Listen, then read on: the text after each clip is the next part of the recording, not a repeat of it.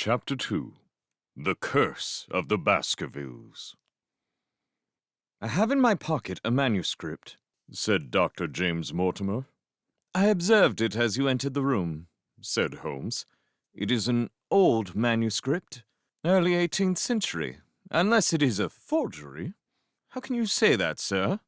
"You have presented an inch or two of it to my examinations all the time that you have been talking. It would be a poor expert who could not give the date of a document within a decade or so. You may possibly have read my little monograph upon the subject. I put that at 1730. The exact date is 1742. Dr. Mortimer drew it from his breast pocket. This family paper was committed to my care by Sir Charles Baskerville, whose sudden and tragic death some 3 months ago created so much excitement in Devonshire. I may say that I was his personal friend, as well as his medical attendant. He was a strong-minded man, sir, shrewd, practical, and as unimaginative as I am myself. Yet he took this document very seriously, and his mind was prepared for just such an end as did eventually overtake him." Holmes stretched out his hand for the manuscript and flattened it upon his knee. "You will observe, Watson, the alternative use of the long S and the short. It is one of several indications which enabled me to fix the date." I looked over his shoulder at the yellow paper and the faded script. At the head was written Baskerville Hall, and below, in large scrolling figures, 1742. "It appears to be a statement of some sort." "Yes, it is a statement of a certain legend which runs in the Baskerville family. But I understand that it is something more modern and practical upon which you wish to consult me." "Most modern. A most practical pressing matter, which must be decided within 24 hours. But the manuscript is short and is intimately connected with the affair. With your permission, I will read it to you." Holmes leaned back in his chair, placed his fingertips together, and closed his eyes with an air of resignation. Dr. Mortimer turned the manuscript to the light and read in a high, crackling voice the following curious old-world narrative. "Of the origin of the Hound of the Baskervilles, there have been many statements, yet as I come in a direct line from Hugo Baskerville, and as I had the story from my father, who also had it from his, I have set it down with all belief that it occurred even as is here set forth. And I would have you believe, my sons, that the same justice which punishes sin may also most graciously forgive it, and that no ban is so heavy but that by prayer and repentance it may be removed. Learn then from this story not to fear the fruits of the past, but rather to be circumspect in the future, that those foul passions whereby our family has suffered so grievously may not again be loosed to our undoing. Knowing then that in the time of the Great Rebellion, the history of which by the learned Lord Clarendon I most earnestly commend to your attention, this manor of Baskerville was held by Hugo of that name, nor can it be gainsaid that he was a most wild, profane, and godless man. This, in truth, his neighbors might have pardoned, seeing that saints have never flourished in those parts. But there was in him a certain wanton and cruel humor, which made his name a byword through the West. It chanced that this Hugo came to love, if indeed so dark a passion may be known under so bright a name, the daughter of a yeoman who held lands near the Baskerville estate. But the young maiden, being discreet and of good repute, would ever avoid him, for she feared his evil name. So it came to pass that one Michaelmas, this Hugo, with 5 or 6 of his idle and wicked companions, stole down upon the farm and carried off the maiden, her father and brothers being from home, as he well knew. When they had brought her to the hall, the maiden was placed in an upper chamber, while Hugo and his friends sat down to a long carouse, as was their nightly custom. Now, the poor lass upstairs was like to have her wits turned at the singing and shouting and terrible oaths which came up to her from below. For they say that the words used by Hugo Baskerville, when he was in wine, were such as might blast the man who said them. At last, in the stress of her fear, she did that which might have daunted the bravest or most active man. For by the aid of the growth of ivy which covered, and still covers, the south wall, she came down from under the eaves, and so homeward across the moor, there being 3 leagues betwixt the hall and her father's farm. It chanced that some little time later, Hugo left his guests to carry food and drink, with other worse things perchance, to his captive, and so found the cage empty, and the bird escaped. Then, as it would seem, he became as one that hath a devil, for, rushing down the stairs into the dining hall, he sprang upon the great table, flagons and trenchers flying before him, and he cried aloud before all the company that he would, that very night, render his body and soul to the powers of evils, if he might but overtake the wench. And while the revellers stood aghast at the fury of the man, one more wicked, or it may be more drunken than the rest, cried out that they should put the hounds upon her, whereat Hugo ran from the house, crying to his grooms that they should saddle his mare and unkind the pack, and giving the hounds a kerchief at the maids, he swung them to the line, and so off, full cry in the moonlight over the moor. Now, for some space the revellers stood agape, unable to understand all that had been done in such haste, but anon their bemused wits awoke to the nature of the deed which was like to be done upon the moorlands. Everything was now in an uproar, some calling for their pistols, some for their horses, and even for another flask of wine. But at length some sense came back to their crazed minds, and the whole of them, 13 in number, took horse and started in pursuit. The moon shone clear above them, and they rode swiftly abreast, taking that course which the maid must needs have taken, if she were to reach her own home. They had gone a mile or 2 when they passed one of the night shepherds upon the moorlands, and they cried to him to know if he had seen the hunt. And the man, as the story goes, was so crazed with fear that he could scarce speak. But at last he said that he had indeed seen the unhappy maiden, with the hounds upon her track. "But I have seen more than that," said he, "for Hugo Baskerville passed me upon his black mare, and there ran mute behind him such a hound of hell as God forbid should ever be at my heels." So the drunken squires cursed the shepherd and rode onward. But soon their skins turned cold, for there came a sound of galloping across the moor, and the black mare, dabbled with white froth, went past with trailing bridle and empty saddle. Then the revellers rode close together, for a great fear was on them. But they still followed over the moor, though each, had he been alone, would have been right glad to have turned his horse's head. Riding slowly in this fashion, they came at last upon the hounds.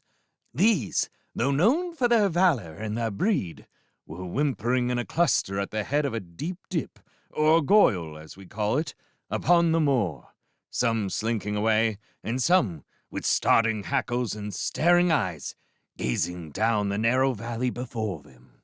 The company had come to a halt, more sober men, as you may guess, than when they had started. The most of them would by no means advance, but 3 of them, the boldest, or maybe the most drunken, rode forward down the goyle. Now, it opened into a broad space in which stood 2 of these great stones, still to be seen there, which were set by certain forgotten peoples in the days of old. The moon was shining bright upon the clearing, and there, in the center, lay the unhappy maid, where she had fallen, dead of fear and of fatigue. But it was not the sight of her body, nor yet was it that of the body of Hugo Baskerville lying near her, which raised the hair upon the heads of those 3 daredevil roisterers. But it was that, standing over Hugo and plucking at his throat, there stood a foul thing, a great black beast, shaped like a hound, yet larger than any hound that ever mortal eye had rested upon. And even as they looked, the thing tore the throat out of Hugo Baskerville, on which, as it turned its blazing eyes and dripping jaws upon them, the three shrieked with fear and rode for dear life, still screaming, across the moor. One, it is said, died that very night of what he had seen, and the other twain were but broken men for the rest of their days. Such is the tale, my sons, of the coming of the hound which is said to have plagued the family so sorely ever since. If I have set it down, it is because that which is clearly known hath less terror than that which is but hinted at and guessed. Nor can it be denied that many of the family have been unhappy in their deaths, which have been sudden, bloody, and mysterious. Yet may we shelter ourselves in the infinite goodness of Providence, which would not forever punish the innocent beyond that third or fourth generation which is threatened in Holy Writ. To that Providence, my sons, I hereby commend you, and I counsel you, by way of caution, to forbear from crossing the moor in those dark hours when the powers of evil are exalted. This from Hugo Baskerville to his sons Roger and John, with instructions that they say nothing thereof to their sister Elizabeth. When Dr. Mortimer had finished reading this singular narrative, he pushed his spectacles up on his forehead and stared across at Mr. Sherlock Holmes. The latter yawned and tossed the end of his cigarette into the fire. "Well," said he, "do you not find it interesting? To a collector of fairy tales—" Dr. Mortimer drew a folded newspaper out of his pocket. "Now, Mr. Holmes, we will give you something a little more recent. This is the Devon County Chronicle of May 14th of this year. It is a short account of the facts elicited at the death of Sir Charles Baskerville, which occurred a few days before that date." My friend leaned a little forward, and his expression became intent. Our visitor readjusted his glasses and began. "The recent sudden death of Sir Charles Baskerville, whose name had been mentioned as the probable Liberal candidate for Mid-Devon at the next election, has cast a gloom over the county. Though Sir Charles had resided at Baskerville Hall for a comparatively short period, his amiability of character and extreme generosity had won the affection and respect of all who had been brought into contact with him. In these days of the nouveau riche, it is refreshing to find a case where the scion of an old country family which had fallen upon evil days is able to make his own fortune and to bring it back with him to restore the fallen grandeur of his line. Sir Charles, as is well known, made large sums of money in South African speculation. More wise than those who go on until the wheel turns against them, he realized his gains and returned to England with them. It is only 2 years since he took up his residence at Baskerville Hall, and it is common talk how large were those schemes of reconstruction and improvement which have been interrupted by his death. Being himself childless, it was his openly expressed desire that the whole countryside should, within his own lifetime, profit by his good fortune, and many will have personal reasons for bewailing his untimely end. His generous donations to local and county charities have been frequently chronicled in these columns. The circumstances connecting with the death of Sir Charles cannot be said to have been entirely cleared up by the inquest, but at least enough has been done to dispose of these rumors to which local superstition has given rise. There is no reason whatever to suspect foul play, or to imagine that the death could be from any but natural causes. Sir Charles was a widower, and a man who may be said to have been in some ways of an eccentric habit of mind. In spite of his considerable wealth, he was simple in his personal tastes, and his indoor servants at Baskerville Hall consisted of a married couple named Barrymore, the husband acting as butler and the wife as housekeeper. Their evidence, corroborated by that of several friends, tends to show that Sir Charles's health had, for some time, been impaired, and points especially to some affection of the heart, manifesting itself in changes of color, breathlessness, and acute attacks of nervous depression. Dr. James Mortimer, the friend and medical attendant of the deceased, has given evidence to the same effect. The facts of the case are simple. Sir Charles Baskerville was in the habit every night before going to bed of walking down the famous yew alley of Baskerville Hall. The evidence of the Barrymore shows that this had been his custom. On the 4th of May, Sir Charles had declared his intention of starting next day for London, and had ordered Barrymore to prepare his luggage. That night, he went out as usual for his nocturnal walk, in the course of which he was in the habit of smoking a cigar. He never returned. At 12 o'clock, Barrymore, finding the hall door still open, became alarmed and, lighting a lantern, went in search of his master. The day had been wet, and Sir Charles's footmarks were easily traced down the alley. Halfway down this walk, there is a gate which leads out onto the moor. There were indications that Sir Charles had stood for some little time here. He then proceeded down the alley, and it was at the far end of it that his body was discovered. One fact which has not been explained is a statement of Barrymore that his master's footprints altered their character from the time that he passed the moor gate, and that he appeared from thence onward to have been walking upon his toes. One Murphy, a gypsy horse dealer, was on the moor at no great distance at the time, but he appears by his own confession to have been the worse for drink. He declares that he heard cries, but is unable to state from what direction they came. No signs of violence were to be discovered upon Sir Charles's person, and though the doctor's evidence pointed to an almost incredible facial distortion, so great that Dr. Mortimer refused at first to believe that it was indeed his friend and patient who lay before him, it was explained that that is a symptom which is not unusual in cases of dyspnea and death from cardiac exhaustion. This explanation was borne out by the post-mortem examination, which showed long-standing organic disease, and the coroner's jury returned a verdict in accordance with the medical evidence. It is well that this is so, for it is obviously of the utmost importance that Sir Charles's heir should settle at the Hall and continue the good work which has been so sadly interrupted. Had the prosaic finding of the coroner not finally put an end to the romantic stories which have been whispered in connection with the affair, it might have been difficult to find a tenant for Baskerville Hall. It is understood that the next of kin is Mr. Henry Baskerville, if he be still alive, the son of Sir Charles Baskerville's younger brother. The young man, when last heard of, was in America, and inquiries are being instituted with a view to informing him of his good fortune.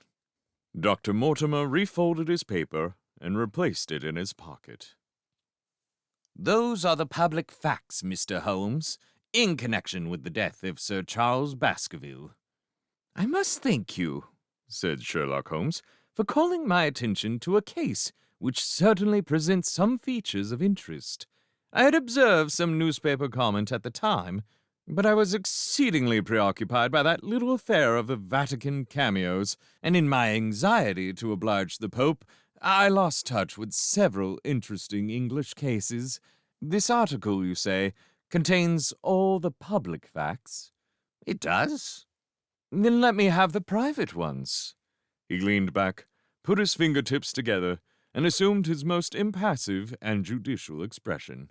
In doing so, said Dr. Mortimer, who had begun to show signs of some strong emotion, I am telling that which I have not confided to anyone.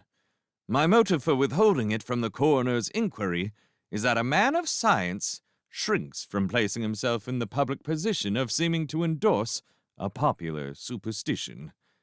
I had the further motive that Baskerville Hall, as the paper says, would certainly remain untenanted if anything were done to increase its already rather grim reputation.